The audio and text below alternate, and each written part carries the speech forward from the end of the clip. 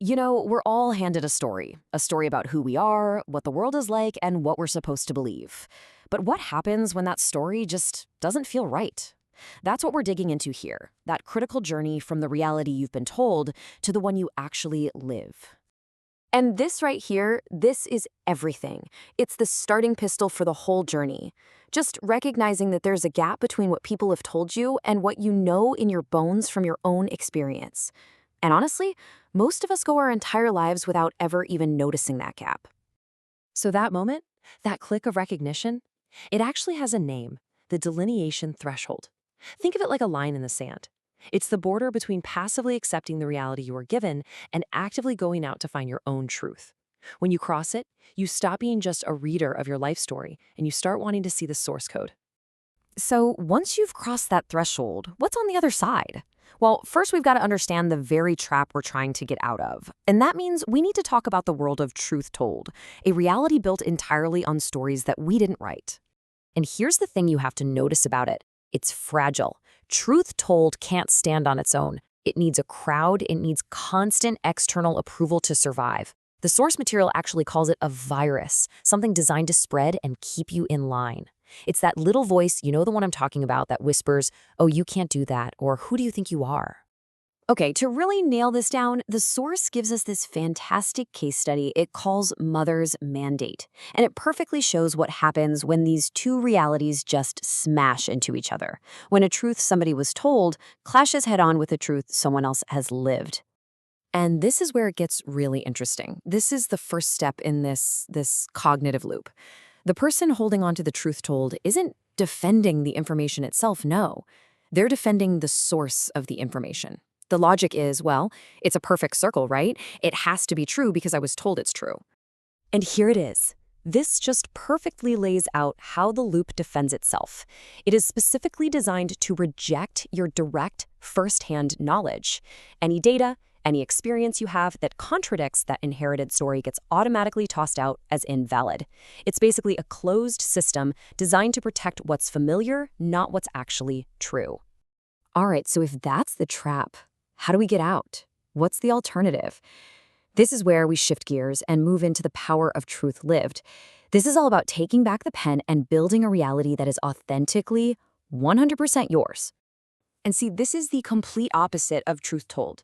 Truth lived doesn't need a permission slip from anybody. It's not looking for validation from the outside because it's already been verified by your own direct experience. It's that massive fundamental shift from saying, "I believe this," to knowing, "I am this." Okay, let's put these two side by side because this is where it all clicks. The source calls this the epistemological split, which is just a fancy term for a split in how we know what we know. Look at the difference. Truth told is all external, it's reactive, it's a performance, but truth lived, that's internal, generative. It's just pure presence. One is just a story you repeat. The other, it's the source code. You're not just running the program, you're writing it. And once you get that, really get it, everything changes.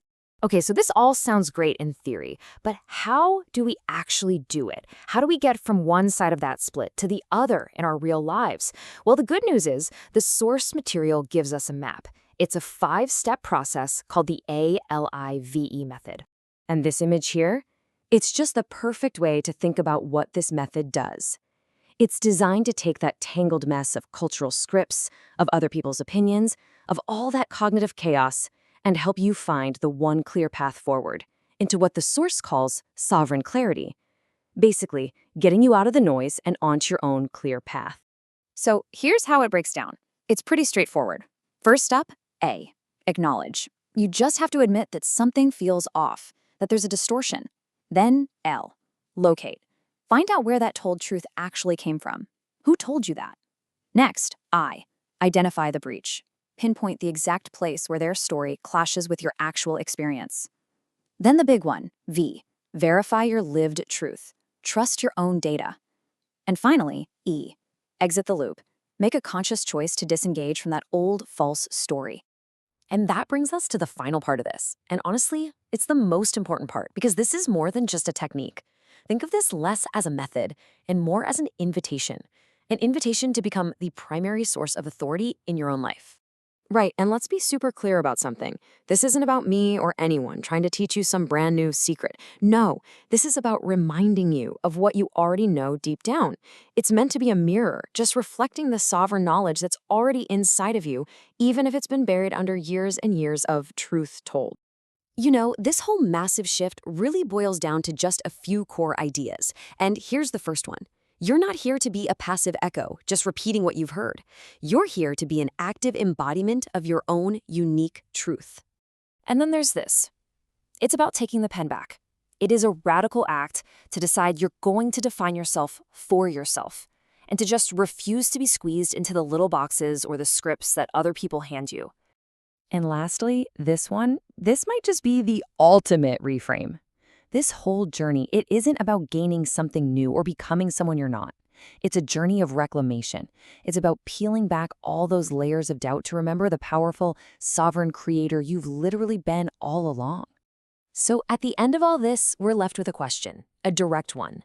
This isn't just some interesting idea to chew on, it's a challenge. The difference between the truth you're told and the truth you live is crystal clear now. The map is in your hands. Your reality's right there, waiting. The real question, the only one that matters now, is are you ready to pick up the pen?